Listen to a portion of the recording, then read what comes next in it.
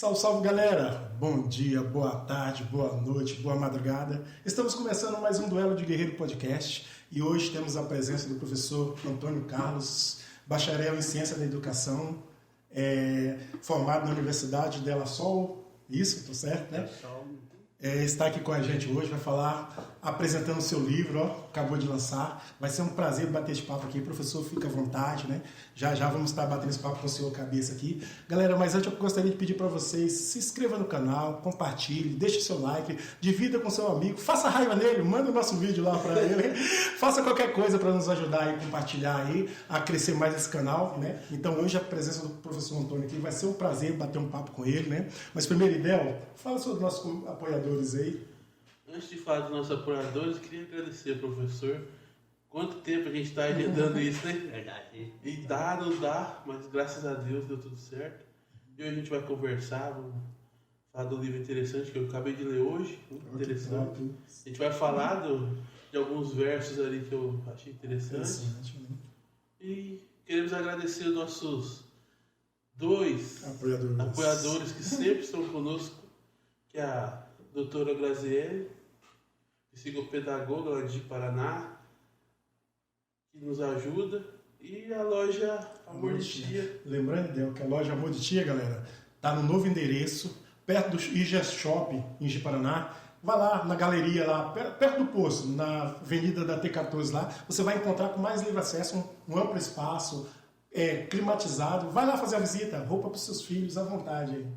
Beleza, você quer seu filho bonito? Vai lá, né? Valeu. Pois é, editor, roda a vinheta. Sou guerreiro e eu nasci pra lutar. Minha história eu escrevo, em Deus eu vou confiar. Nessa selva de pedras eu luto, não vou fracassar. Eu vejo a vitória, só basta eu acreditar. Pois é, galera, voltemos. Como falamos hoje com a presença do professor Antônio Carlos, bacharelado em Ciência da Educação. O cara é fera, né? Lançando seu livro aqui com a gente, exclusivo, nos deu essa oportunidade de falar do livro dele. Vamos bater esse papo cabeça. Professor, seja bem-vindo. Muito obrigado por aceitar o nosso convite. Sei que a gente tinha convidado de outras vezes, deu algum contratempo, mas hoje a gente está feliz por receber você aqui. Fica à vontade de querer já deixar um oi para a galera, falar, se apresente. Fica à vontade. Boa noite. Boa noite. Eu é que agradeço a vocês a oportunidade. Os imprevistos acontecem, né? Então a gente conversou várias vezes, Deu Grande me fez o convite e aconteceram os imprevistos e chegou o momento. Mas estou aqui para sabatina de vocês. Mas o ideal, a gente acredita assim, que nada acontece por acaso. E tudo tem o seu tempo, né? Às vezes a gente faz um projeto, mas Deus tem outro, mas agora chegou tão sonhado o dia de estar recebendo o senhor aqui. Para nós, nós estamos agraciados pela tua presença aqui. É uma honra mesmo receber o senhor aqui. Antes de eu fazer a pergunta, eu sempre faço uma pergunta que eu sei que sou professor, para mim, sem dúvida, é uma das melhores profissões. Eu falei, quando a gente recebeu o professor Mendes aqui, que assim, os governantes, se eles dessem atenção para educação, que é os professores que nos formam profissional, para a saúde e para a segurança pública, o Brasil seria um país muito mais melhor para se viver, né? Falando para o Násimo que muito mais melhor, né? Mas seria top para se viver, porque, cara, o professor é que nos forma, né? Se a gente quer chegar a algum lugar, quer ter alguma profissão, você passa pela mão do professor, pela mão do mestre, né?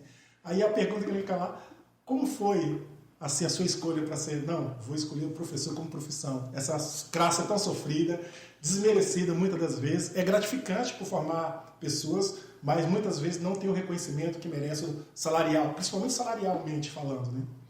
Como foi? Então, eu parto do princípio da apresentação, né, que eu sou Antônio, sou mineiro, migrante, né, e a gente chegou em Rondônia com o propósito de trabalhar na propriedade, porque em Minas eu não tive a oportunidade de estudar. Né, e cheguei em Rondônia, trabalhei por um período na zona rural, até que surgiu a oportunidade, né? A oportunidade surgiu na Escola Família Agrícola e comecei a estudar a sexta série na Escola Família Agrícola já com uns 21 anos. Bem tarde, né?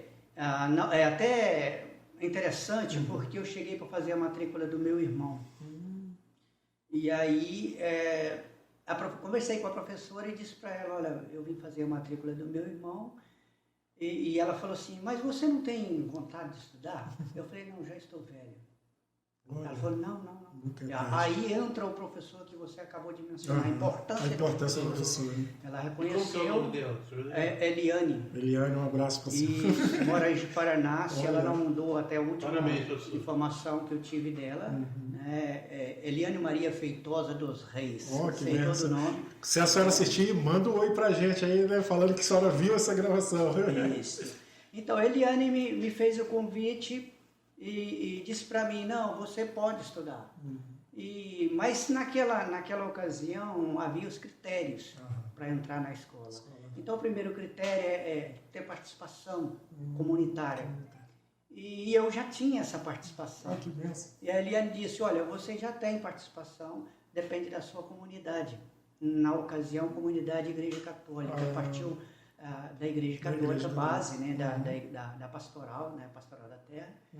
E aí eu fui na comunidade, como era conhecido, não tive problema nenhum em conseguir a vaga. Isso foi no final de semana e eu ia para Ji-Paraná procurar um emprego.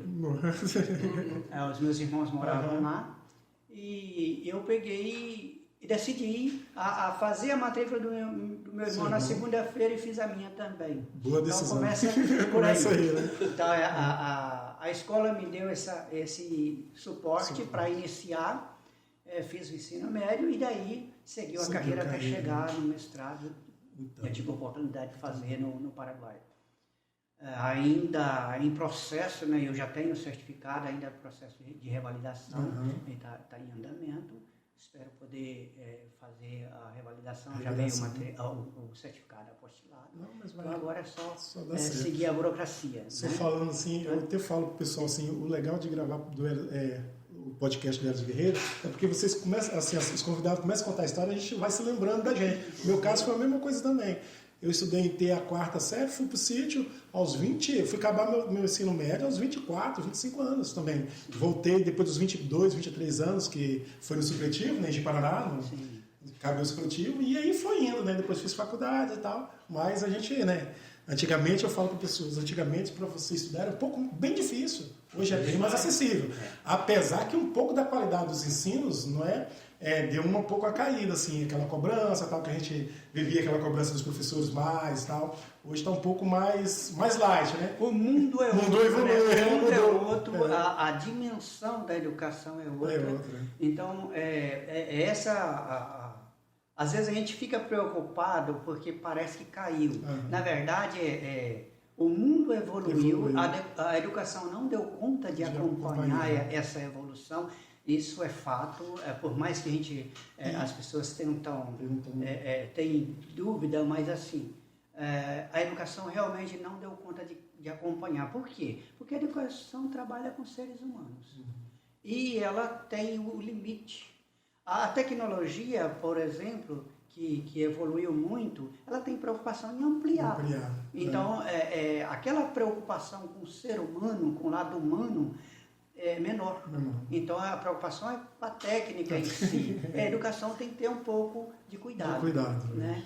Mas aí voltando na minha história, depois de tanto tempo que eu nem imaginava poder estudar, surgiu a oportunidade, eu agarrei essa oportunidade. Mais adiante surge a oportunidade da faculdade. Fiz a faculdade em Rolim de Moura, né? Fiz pedagogia. E daí não parei mais. Então, eu acho que aí está a primeira observação a se fazer em relação à importância da educação, a importância do professor. O professor é um pai duas vezes.